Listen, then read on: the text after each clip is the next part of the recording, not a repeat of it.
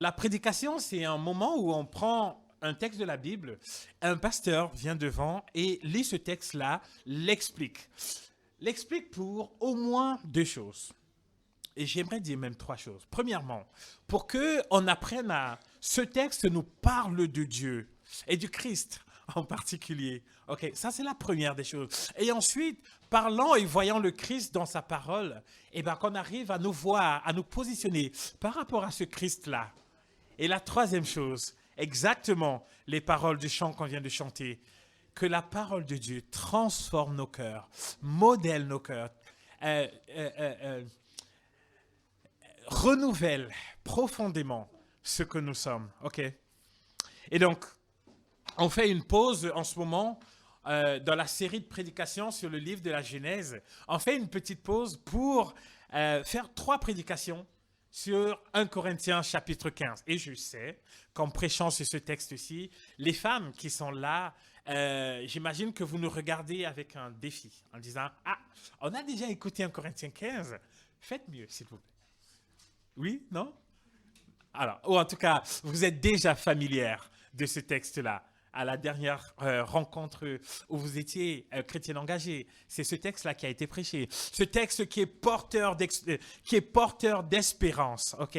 Et donc, dimanche dernier, Évrard a prêché sur les 19 premiers versets. Et aujourd'hui, on va regarder 1 Corinthiens chapitre 15, des versets 20 à 34.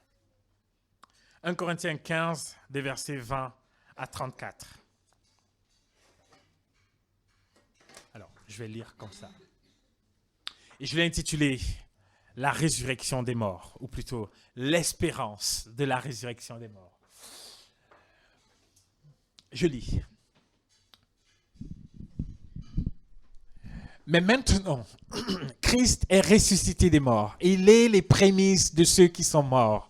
Car puisque la mort est venue par un homme, c'est aussi par un homme qu'est venue la résurrection des morts. Et comme tous meurent en Adam, de même aussi tous revivront en Christ, mais chacun en son rang. Christ comme prémisse, puis ceux qui appartiennent à Christ lors de son avènement. Ensuite viendra la fin, quand il remettra le royaume à celui qui est Dieu et Père, après avoir détruit toute domination, toute autorité et toute puissance. Car il faut qu'il règne jusqu'à ce qu'il ait mis tous ses ennemis sous ses pieds. Le dernier ennemi qui sera détruit, c'est la mort.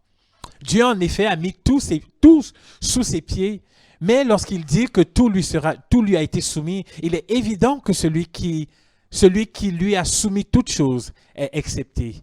Et lorsque toutes choses lui auront été soumises, alors le Fils lui-même sera soumis à celui qui lui a soumis toutes choses, afin que Dieu soit tout en tous. Afin que Dieu soit tout en tous. Voilà un moment qu'il faut désirer. Ce moment où Dieu est tout en tous. Autrement, que feraient ceux qui se font baptiser pour les morts? Si les morts ne ressuscitent absolument pas, pourquoi se font-ils baptiser pour eux? Et nous, pourquoi sommes-nous à toute heure en péril? Chaque jour, je suis exposé à la mort. Je l'atteste, frère, par la gloire dont vous êtes pour moi le sujet en Jésus-Christ notre Seigneur. Si c'est dans des vues humaines que j'ai combattu contre les bêtes à Éphèse, quel avantage m'en revient-il? Si les morts ne ressuscitent pas, mangeons et buvons, car demain nous mourrons. Ne vous y trompez pas, les mauvaises compagnies corrompent les bonnes mœurs. Revenez à vous-même comme il est convenable et ne péchez point, car quelques-uns ne connaissent pas Dieu. Je le dis à votre honte. 1 Corinthiens 15. Des versets 20 à 34. Alors, dimanche dernier, dans la première partie de la prédication, dans la première partie de ce chapitre-ci, dans les 19 premiers versets, Évrard a rappelé la certitude de la résurrection. C'est-à-dire que la résurrection de Jésus n'est pas un mythe. Okay? Ce n'est pas un événement, c'est un événement plutôt historique, clair, qui s'est passé au vu et au su de plein de personnes. Il est dit que plus de 500 personnes ont vu et attesté que Jésus était vraiment ressuscité. Et l'Écriture, il est ressuscité exactement comme l'Écriture aussi l'avait annoncé. Vous voyez, la certitude de la résurrection.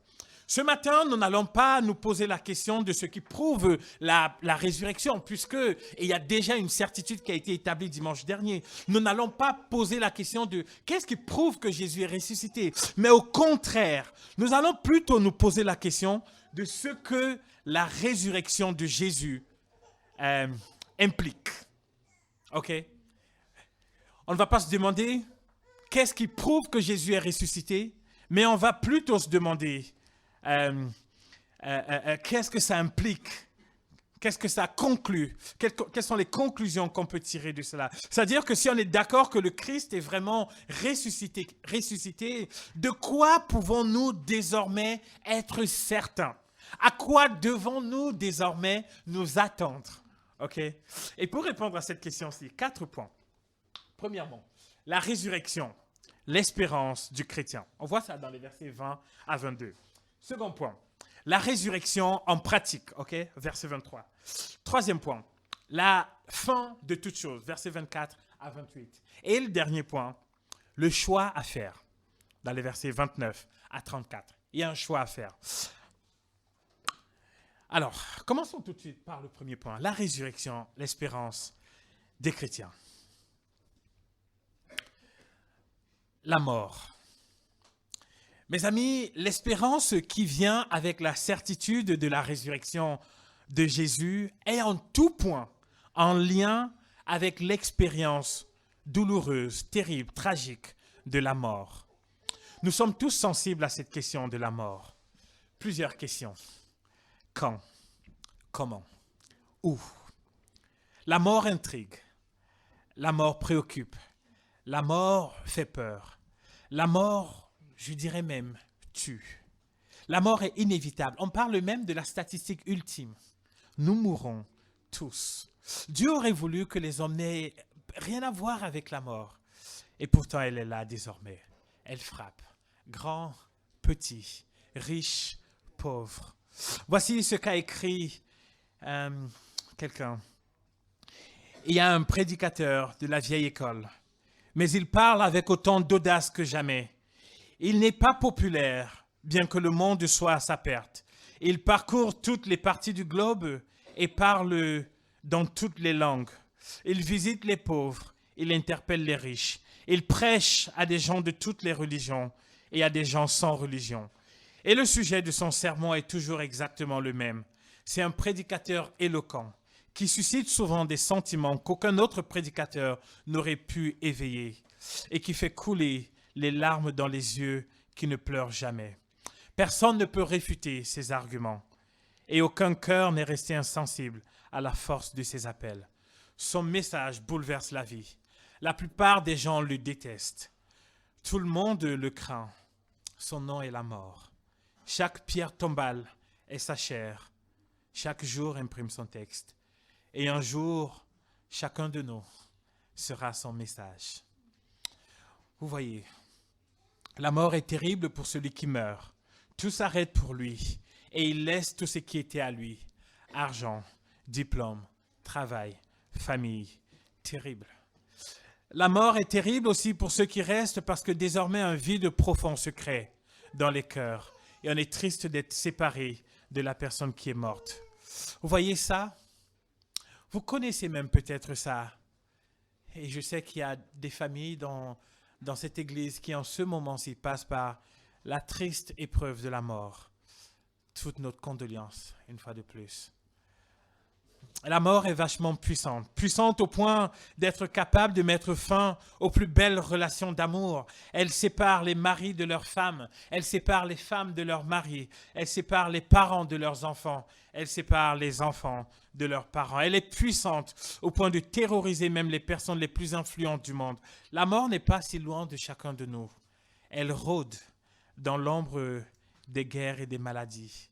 Et la question à 10 000 €, frères et sœurs, c'est face à ce drame universel.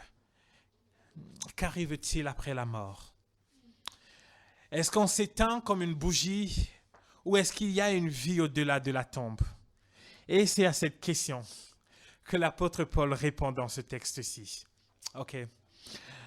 Un peu de contexte quand même. Dans les 19 premiers versets, et particulièrement dans les versets 12 à 19 de ce magnifique chapitre. Je vous encourage à le lire, il est exceptionnel ce 1 Corinthiens 15. Paul utilise une logique habile, mais aussi assez effrayante pour répondre à ceux qui nient la vérité de la résurrection. Paul dit que s'il n'y a pas de résurrection, alors Christ non plus n'est pas ressuscité des morts. Et si Christ n'est pas ressuscité, alors il n'y a pas de pardon des péchés. Mais encore, s'il n'y a pas de pardon des péchés, alors il n'y a aucune espérance céleste.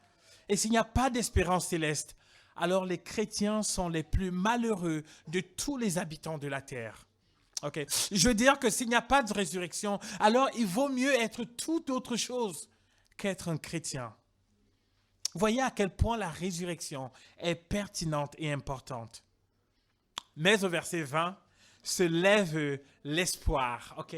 Après avoir parlé autant avec insistance, et je l'ai fait à dessein, de parler avec insistance de la mort, parce que ce n'est que comme ça que l'espérance de la résurrection peut prendre corps et être chaud dans le cœur de chacun de nous.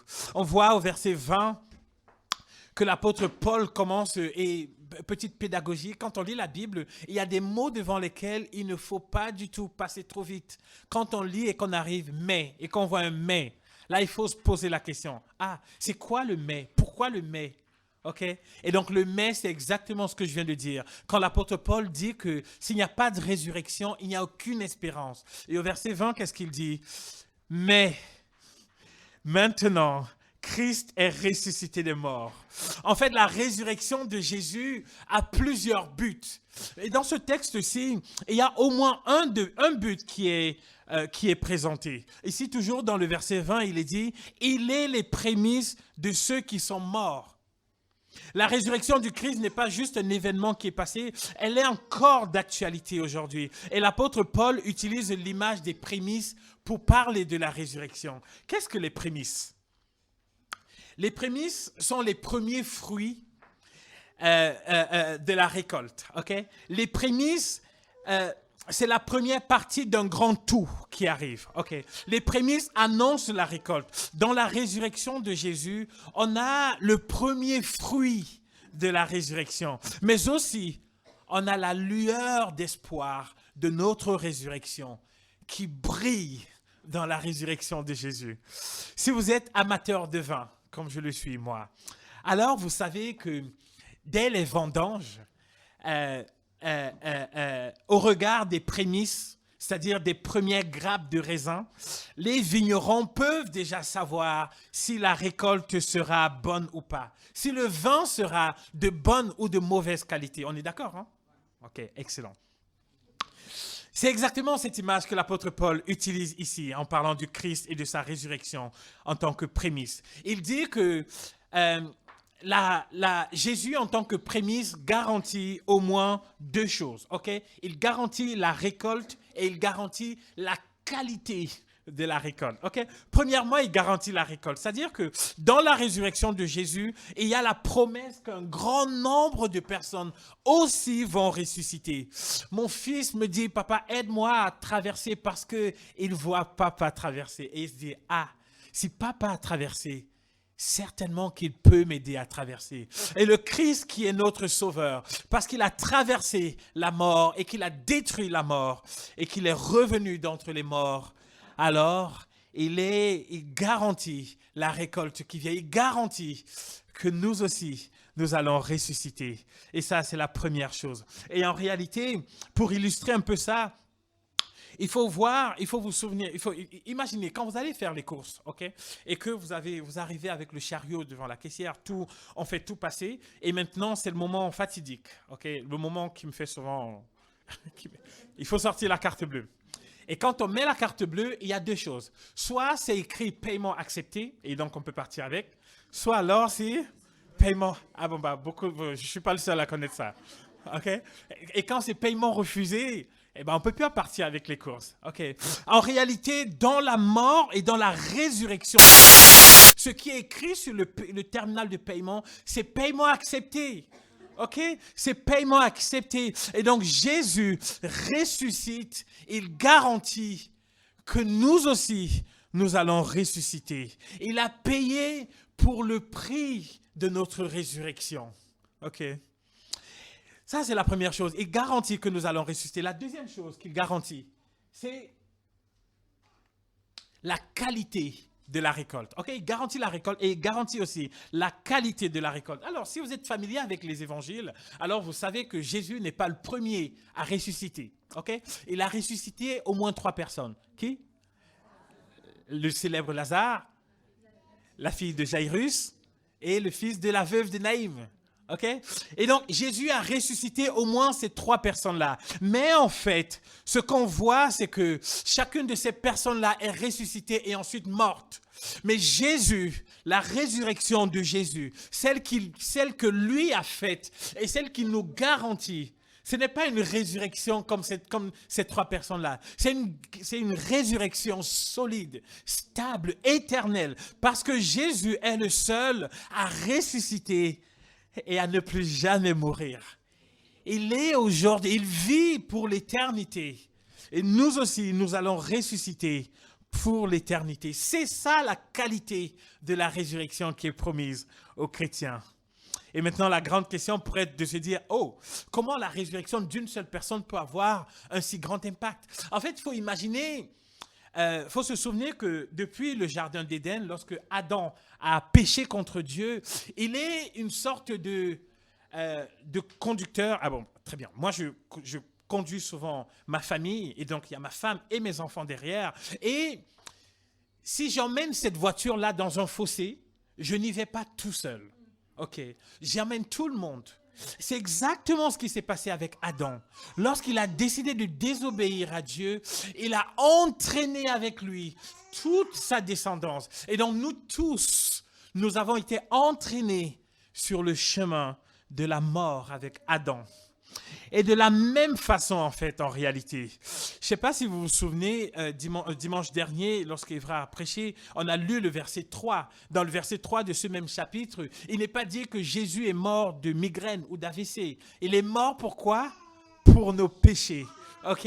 Et en mourant pour nos péchés, en ressuscitant, il a payé le prix de notre réconciliation avec Dieu. Et désormais, Jésus est quoi? Il est aussi un conducteur de voiture. Pas qu'une voiture, même pas un minibus, c'est même pas un train, c'est plus grand que ça encore. OK? Et il a sa famille qui monte derrière.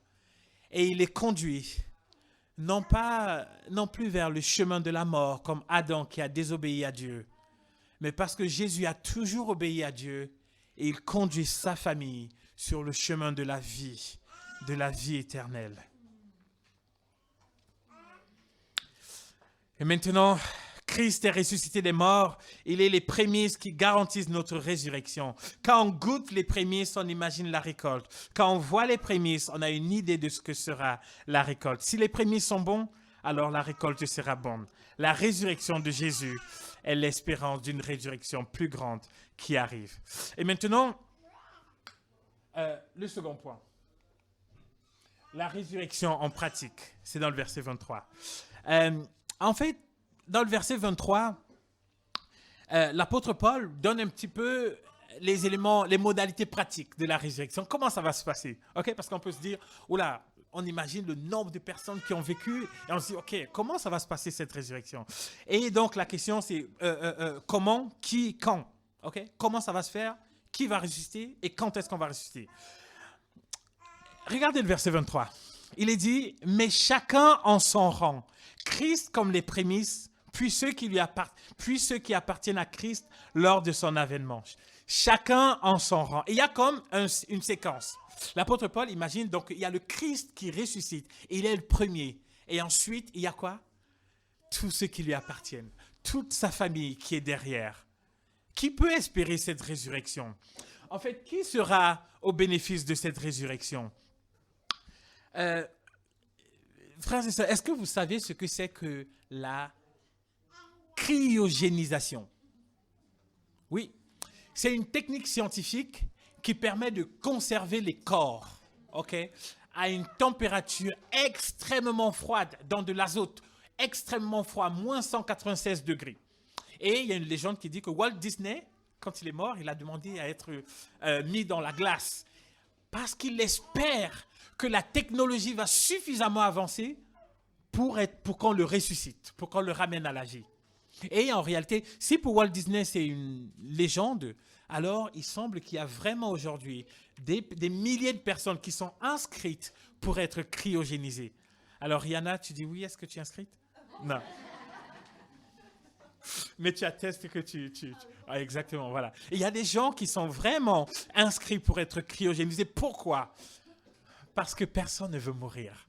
Personne ne veut disparaître. On veut vivre éternellement. Et donc, pour qui est donc cette résurrection? Frères et sœurs, il y a une chose déjà à savoir, c'est que toute personne, la Bible enseigne que toute personne qui a vécu vivra pour toujours. OK? Et donc, nous allons tous ressusciter.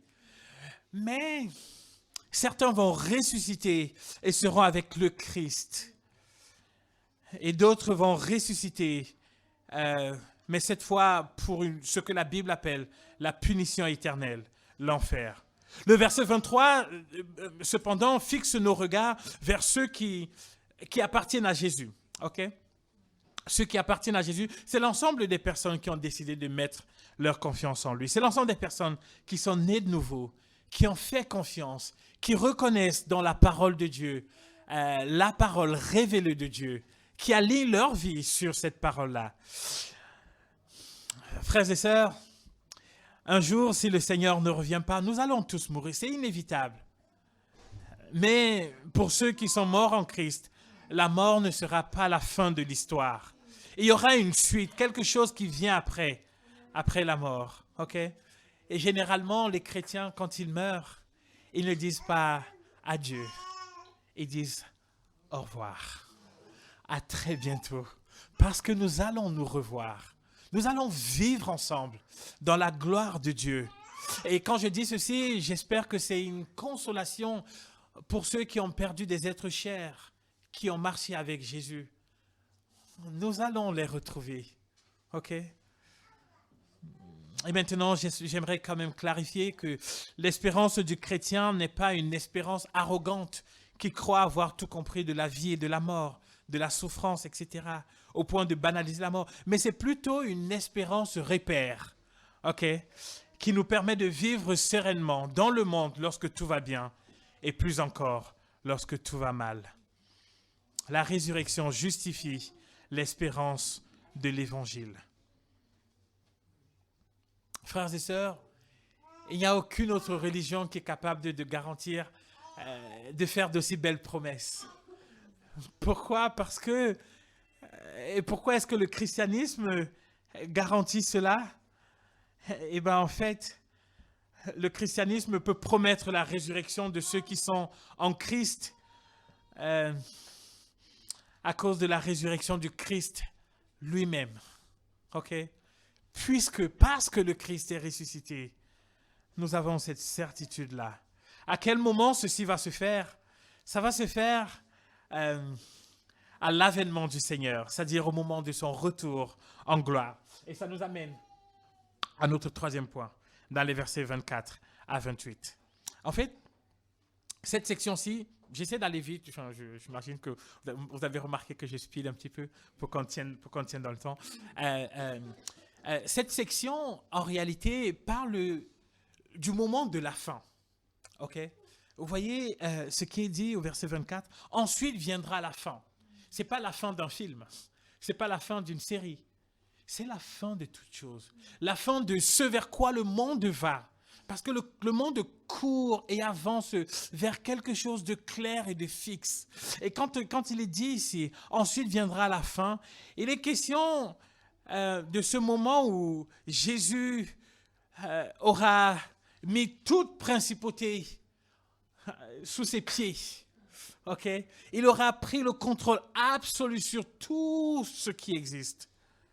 Et quand on parle dans les versets 24 à 25, on dit Jésus va abolir toute principauté, tout pouvoir et toute puissance, c'est-à-dire tout ce qui est hostile à Dieu. Et c'est le moment, quand on parle de Jésus qui va détruire tout ce qui est hostile à Dieu, c'est le moment de penser à la maladie, à la guerre, à l'injustice, au handicap, à la pollution, à la dépression.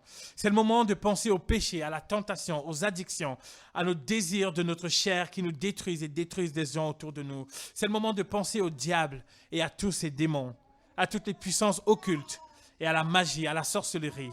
Tout ça sera aboli lorsque le Christ va revenir. Et il va plus loin. Il est dit que le dernier ennemi va être anéanti aussi. Et qui est le dernier ennemi? C'est la mort qui va être anéantie, elle aussi. Le dernier point, c'est le choix à faire.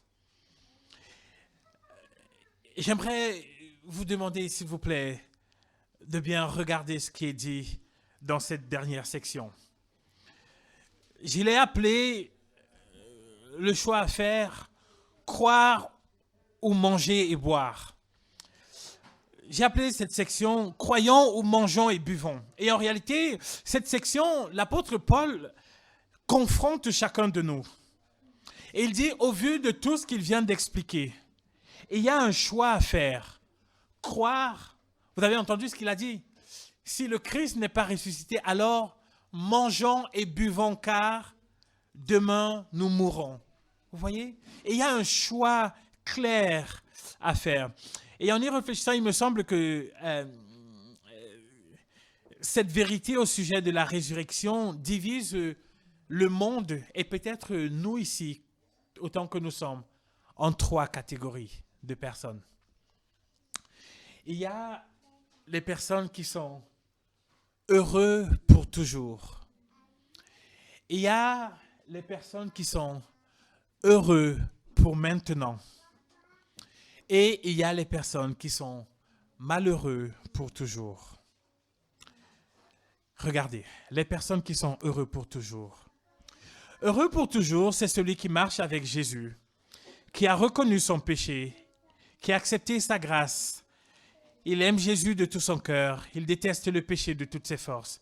Il aime la parole du Seigneur. Il croit en la mort de Jésus et en sa résurrection. Il se réjouit de chaque jour que Dieu lui donne dans cette vie et avance avec reconnaissance. Il sait que cette vie n'est que l'avant-goût d'une vie meilleure qui arrive.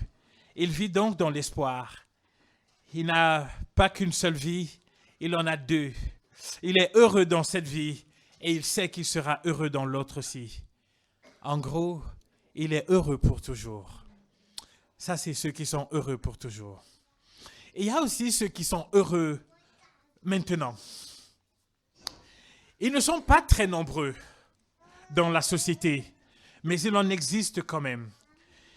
C'est celui qui dit qu'il n'a qu'une seule vie et qui vit pour cette seule vie qu'il a. Il en profite à fond, sans demi-mesure et sans modération. Il ne se fixe aucune limite. Il prend ce que ses yeux voient et touche ce qu'il veut. Il aime les excès de table et les beuveries. Il se donne à toutes sortes d'expériences sexuelles. Il ne s'empêche pas de stupéfiants pour planer un petit peu. À la question de faire attention, il répond « On ne vit qu'une fois ». Il est heureux maintenant. En tout cas, il le dit. En tout cas, il cherche à être heureux maintenant.